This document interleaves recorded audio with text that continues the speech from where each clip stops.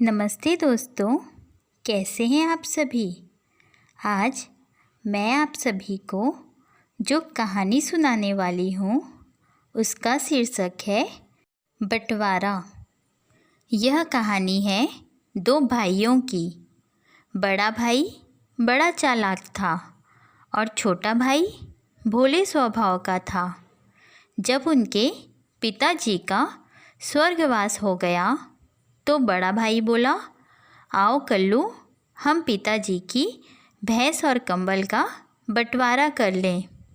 कल्लू बोला, जैसी आपकी मर्जी।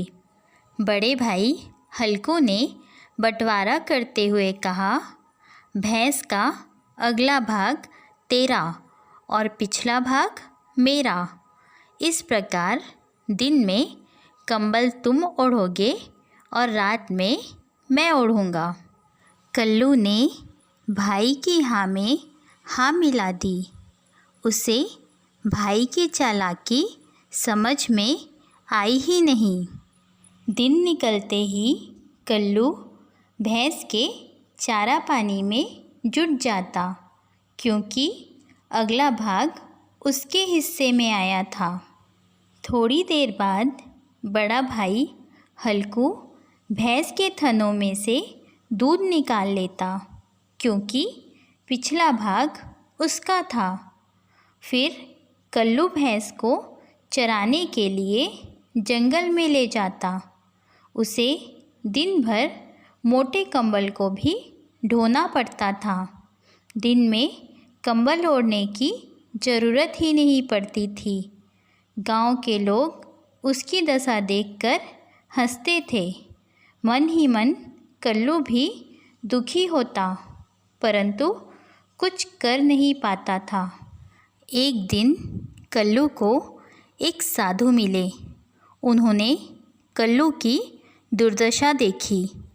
कल्लू ने कोई उपाय पूछा तो साधु महाराज ने उसे एक उपाय बताया।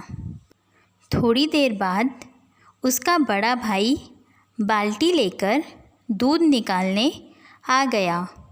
जैसे ही हल्कू ने दूध निकालना शुरू किया, वैसे ही कल्लू ने भैंस की गर्दन पर लाठी मारना शुरू कर दिया। भैंस इधर उधर होने लगी। हल्कू बोला, अरे कल्लू, यह क्या कर रहा है? भैंस को क्यों मार रहा है? इससे वह दूध नहीं निकालने देगी। कल्लू ने कहा, तुमने ही तो कहा था कि भैंस का अगला भाग तेरा है। मैं अपने हिस्से में कुछ भी करूं, इससे तुम्हारा क्या मतलब? पर मैं दूध कैसे निकालूं? हल्कू ने पूछा। कल्लू ने कहा, मुझे क्या मालूम? हल्कू ने कहा, अच्छा बाबा, तू ही जीता। ले यह भैंस तू ही ले ले। मेरा कंबल दे दे, रात हो रही है। कल्लू ने भीगा हुआ कंबल हल्कू को देते हुए कहा, लो अपना कंबल संभालो। हल्कू ने कंबल हाथ में लिया तो उसे गीला गीला सा लगा। वह बोला, तुमने कंबल पानी में क्यों भिगोया? इसे मैं कैसे ओढ़ूँगा? दिन में कंबल पर मेरा अधिकार होता है। मैं चाहे जो करूं। तुम पूछने वाले कौन होते हो? कल्लू ने उत्तर दिया। हल्कू अब सारी बात समझ गया। उसने अपनी हार मान ली। अब दोनों भाई फिर से मिलकर रहने लगे।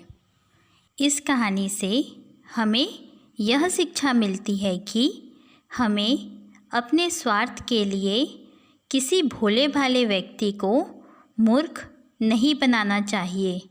हमें सदा न्याय और सच्चाई के रास्ते पर चलना चाहिए। कपट का परिणाम कपटी व्यक्ति को देर सवेर मिल ही जाता है।